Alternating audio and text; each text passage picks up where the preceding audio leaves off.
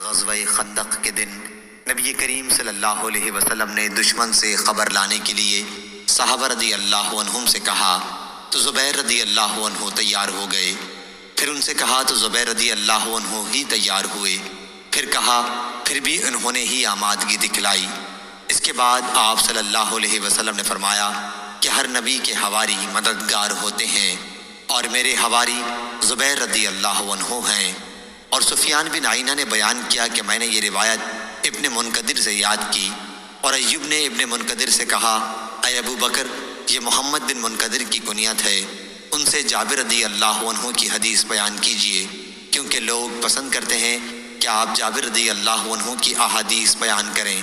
تو انہوں نے اسی مجلس میں کہا کہ میں نے جابر رضی اللہ عنہ سے سنا، اور 4 احادیث میں پے در پے یہ کہا کہ میں نے جابر رضی اللہ عنہ سے سنا۔ علی بن عبداللہ مدینی نے کہا کہ میں نے سفیان بن عینہ سے کہا کہ سفیان ثوری تو غزوہ قریظہ کہتے ہیں بجائے غزوہ خندق کے۔ انہوں نے کہا کہ میں نے اتنے ہی یقین کے ساتھ یاد کیا ہے جیسا کہ تم اس وقت بیٹھے ہو کہ انہوں نے غزوہ خندق کہا۔ سفیان نے کہا کہ یہ دونوں ایک ہی غزوہ ہیں، کیونکہ غزوہ خندق کے فوراً بعد اسی دن غزوہ قریظہ پیش آیا، اور وہ مسکرائے۔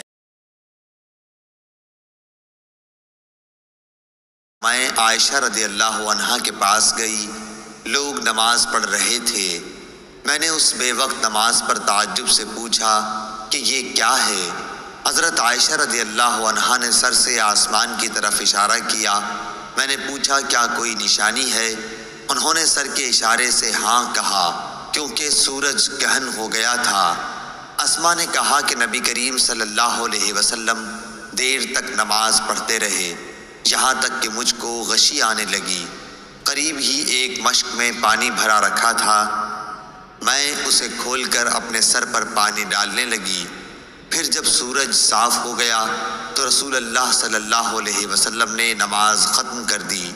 اس کے بعد آپ صلی اللہ علیہ وسلم نے خطبہ دیا۔ پہلے اللہ تعالیٰ کی اس کی شان کے مناسب تعریف بیان کی، اس کے بعد فرمایا اما بعد۔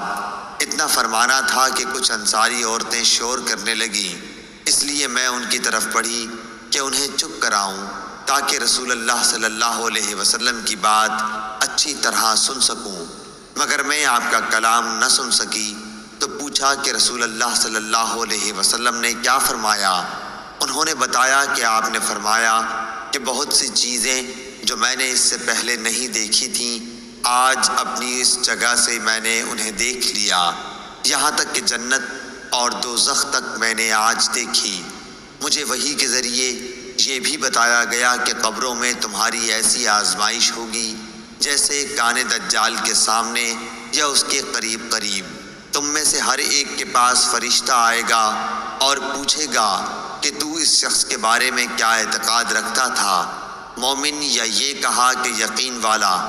شام کو شک تھا، کہے گا کہ وہ محمد رسول اللہ صلی اللہ علیہ وسلم ہیں، ہمارے پاس ہدایت اور واضح دلائل لے کر آئے، اس لیے ہم ان پر ایمان لائے، ان کی دعوت قبول کی، ان کی اتباع کی اور ان کی تصدیق کی۔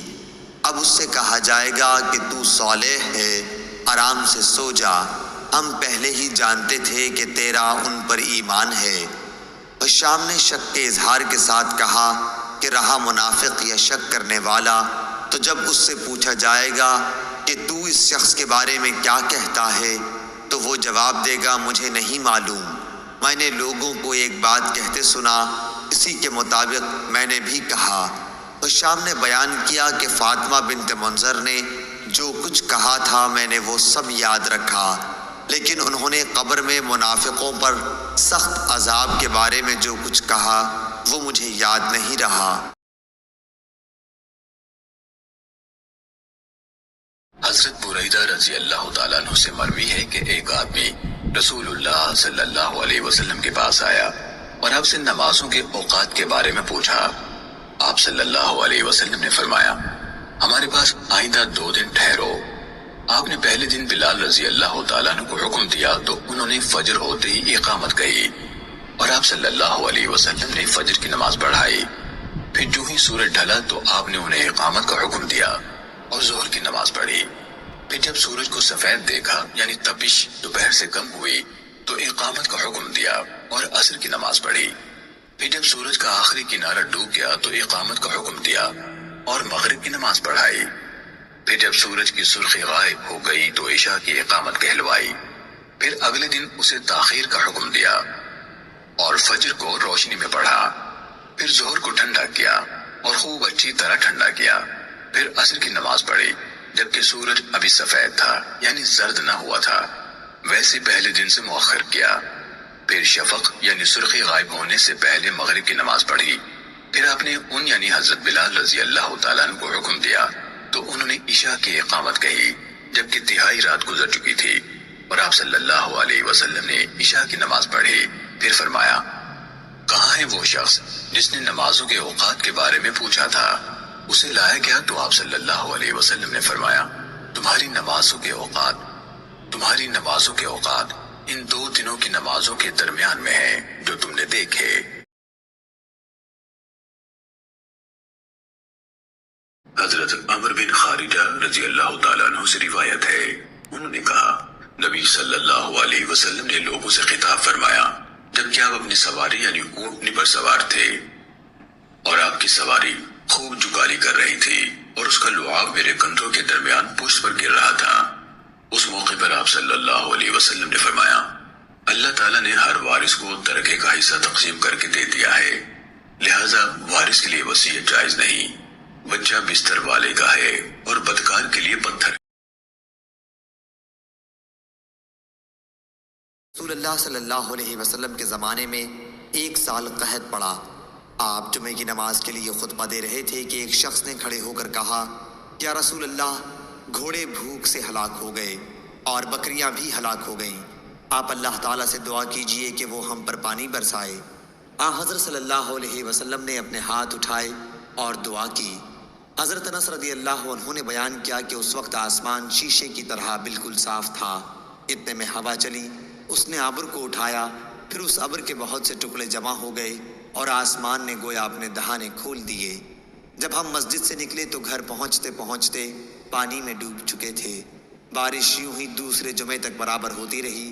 دوسرے جمعے کو وہی صاحب یا کوئی دوسرے پھر کھڑے ہوئے اور عرض کیا، اے اللہ کے رسول، مکانات گر گئے، دعا فرمائیے کہ اللہ تعالیٰ بارش روک دے۔ حضرت صلی اللہ علیہ وسلم مسکرائے اور فرمایا، اے اللہ، اب ہمارے چاروں طرف بارش برسا، جہاں اس کی ضرورت ہو، ہم پر نہ برسا۔ حضرت انس رضی اللہ عنہ کہتے ہیں کہ میں نے جو نظر اٹھائی تو دیکھا کہ اسی وقت ابر پھٹ کر مدینے کے ارد گرد سرپیچ کی طرح ہو گیا تھا۔ حضرت ابو ہریرہ رضی اللہ عنہ بیان کرتے ہیں، رسول اللہ صلی اللہ علیہ وآلہ وسلم نے فرمایا، روز قیامت سب سے پہلے شہید کا فیصلہ سنایا جائے گا، اسے پیش کیا جائے گا تو اللہ اسے اپنی نعمتیں یاد کرائے گا اور وہ ان کا اعتراف کرے گا۔ پھر اللہ فرمائے گا، تو نے ان کے بدلے میں شکر کے طور پر کیا کیا؟ وہ عرض کرے گا، میں نے تیری خاطر جہاد کیا حتیٰ کہ مجھے شہید کر دیا گیا۔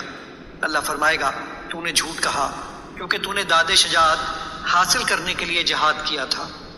بس وہ کہہ دیا گیا۔ پھر اس کے متعلق حکم دیا جائے گا تو اسے منہ کے بل گھسیٹ کر جہنم میں ڈال دیا جائے گا۔ دوسرا شخص جس نے علم حاصل کیا اور اسے دوسروں کو سکھایا اور قرآن کریم کی تلاوت کی، اسے بھی پیش کیا جائے گا تو اللہ اسے اپنی نعمتیں یاد کرائے گا، وہ ان کا اعتراف کرے گا۔ اللہ پوچھے گا کہ تو نے ان کے بدلے میں کیا کیا؟ وہ عرض کرے گا، میں نے علم سیکھا اور اسے دوسروں کو سکھایا اور میں تیری رضا کی خاطر قرآن کی تلاوت کرتا رہا۔ اللہ فرمائے گا، تو نے جھوٹ کہا، البتہ تو نے علم اس لیے حاصل کیا تھا کہ تمہیں عالم کہا جائے اور قرآن پڑھا تاکہ تمہیں قاری کہا جائے۔ وہ کہہ دیا گیا۔ پھر اس کے متعلق حکم دیا جائے گا تو اسے منہ کے بل گھسیٹ کر جہنم میں ڈال دیا جائے گا۔ تو تیسرا وہ شخص جسے اللہ تعالیٰ نے مال و زر کی جملہ اقسام سے خوب نوازا ہوگا، اسے پیش کیا جائے گا تو اللہ اسے اپنی نعمتیں یاد کرائے گا، وہ انہیں پہچان لے گا تو اللہ پوچھے گا، تو نے ان کے بدلے میں کیا کیا؟ وہ عرض کرے گا، میں نے ان تمام مواقع پر جہاں خرچ کرنا تجھے پسند تھا خرچ کیا۔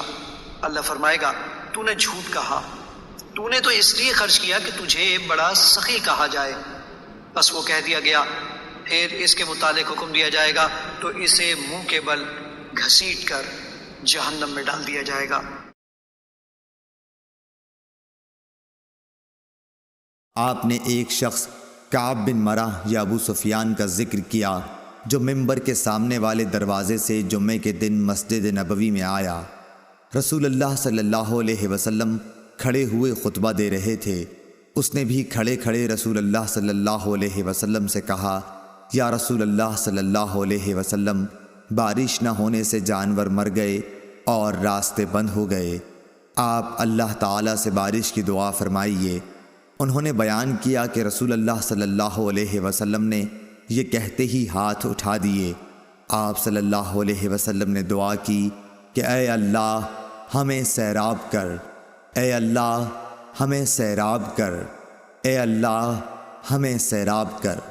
انس رضی اللہ عنہ نے کہا، بخدا کہیں دور دور تک آسمان پر بادل کا کوئی ٹکڑا نظر نہیں آتا تھا اور نہ کوئی اور چیز، ہوا وغیرہ، جس سے معلوم ہو کہ بارش آئے گی، اور ہمارے اور صلح پہاڑ کے درمیان کوئی مکان بھی نہ تھا کہ ہم بادل ہونے کے باوجود نہ دیکھ سکتے ہوں۔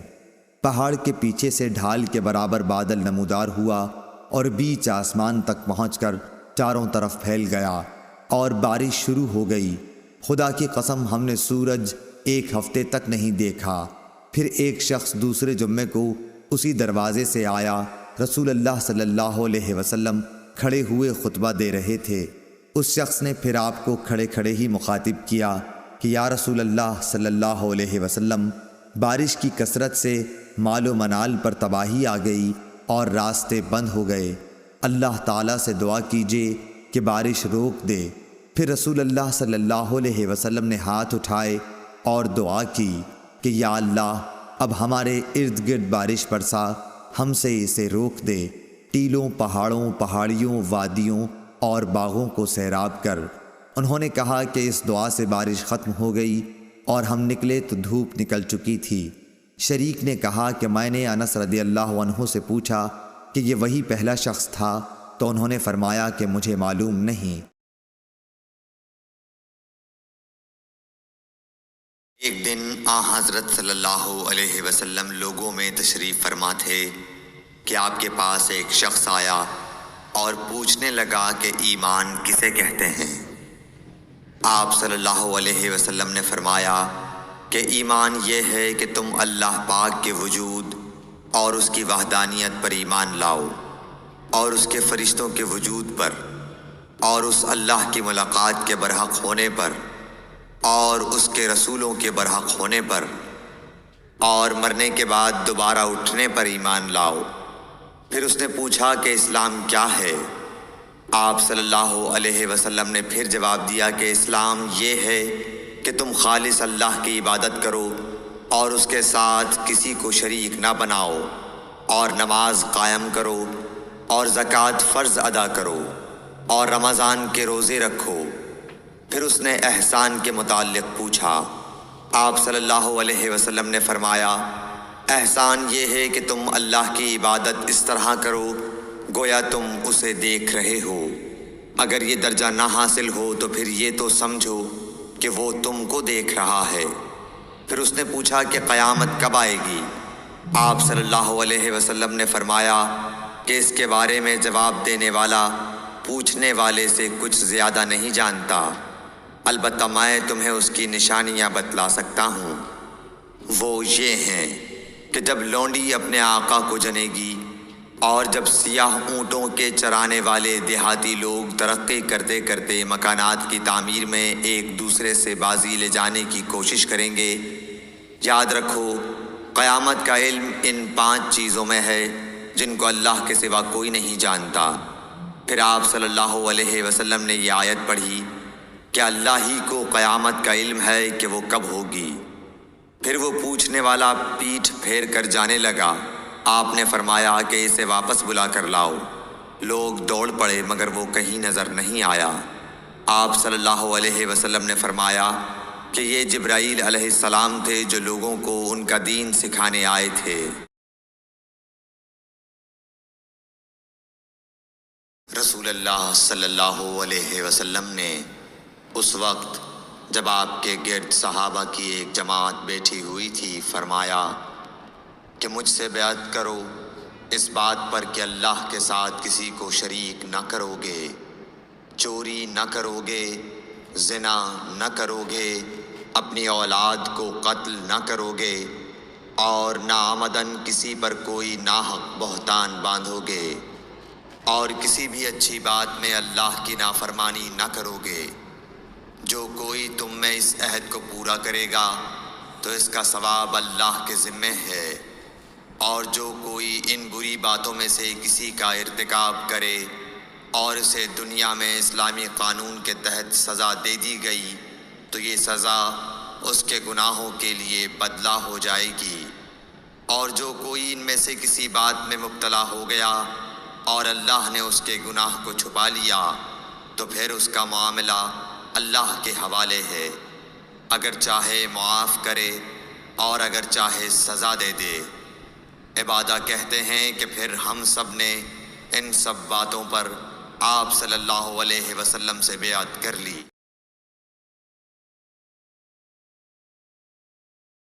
حضرت ابو ہریرہ رضی اللہ عنہ بیان کرتے ہیں رسول اللہ صلی اللہ علیہ وآلہ وسلم نے فرمایا، جس شخص نے کسی مومن سے دنیا کی کوئی تکلیف دور کی تو اللہ اس سے قیامت کے دن کوئی تکلیف دور فرما دے گا۔ جس شخص نے کسی تنگ دست پر آسانی کی تو اللہ اس پر دنیا و آخرت میں آسانی فرمائے گا۔ جس نے کسی مسلمان کی عیب پوشی کی تو اللہ اس کے دنیا و آخرت میں عیب پوشی فرمائے گا۔ اللہ بندے کی مدد فرماتا رہتا ہے جب تک بندہ اپنے بھائی کی مدد کرتا رہتا ہے، اور جس شخص نے طلب علم کے لیے کوئی سفر کیا تو اللہ اس وجہ سے اس کے لیے راہ جنت آسان فرما دیتا ہے۔ اور جب کچھ لوگ اللہ کے سوا کسی گھر میں اکٹھے ہو کر اللہ کی کتاب کی تلاوت کرتے ہیں اور آپس میں پڑھتے پڑھاتے ہیں تو ان پر سکینت نازل ہوتی ہے، رحمت انہیں ڈھانپ لیتی ہے، فرشتے انہیں گھیر لیتے ہیں، اور اللہ اپنے پاس فرشتوں میں ان کا تذکرہ فرماتا ہے، اور جس کے عمل نے اسے پیچھے کر دیا تو اس کا نسب اسے آگے نہیں بڑھا سکے گا۔ حضرت ابو ہریرہ رضی اللہ تعالیٰ عنہ سے روایت ہے، رسول اللہ صلی اللہ علیہ وسلم نے فرمایا، جب تک میں تمہیں کسی معاملے میں آزاد چھوڑے رکھوں تب تک تم بھی مجھے چھوڑے رکھو، یعنی بلا وجہ سوال نہ کرو، کیونکہ تم سے پہلے لوگ اپنے انبیاء علیہ السلام سے سوالات کرنے اور پھر ان کے احکام کی مخالفت کرنے کی وجہ سے ہی ہلاک ہوئے۔ لہٰذا جب میں تمہیں کسی کام کا حکم دوں تو حسب ہمت اس کی تعمیل کرو، اور جب کسی کام سے منع کر دوں تو اس سے رک جا۔ حضرت عبداللہ بن عمر رضی اللہ عنہ نے بیان کیا کہ حضرت صلی اللہ علیہ وسلم نے فرمایا، اے اللہ ہمارے ملک شام میں ہمیں برکت دے، ہمارے یمن میں ہمیں برکت دے۔ صحابہ رضی اللہ عنہم نے عرض کیا، اور ہمارے نجد میں حضرت صلی اللہ علیہ وسلم نے پھر فرمایا، اے اللہ ہمارے شام میں برکت دے، ہمیں ہمارے یمن میں برکت دے۔ صحابہ رضی اللہ عنہم نے عرض کی، ہمارے نجد میں۔ میرا گمان ہے کہ حضرت صلی اللہ علیہ وسلم نے تیسری مرتبہ فرمایا، وہاں زلزلے اور فتنے ہیں اور وہاں شیطان کا سینگ طلوع ہوگا۔ صحیح بخاری حدیث نمبر 7094۔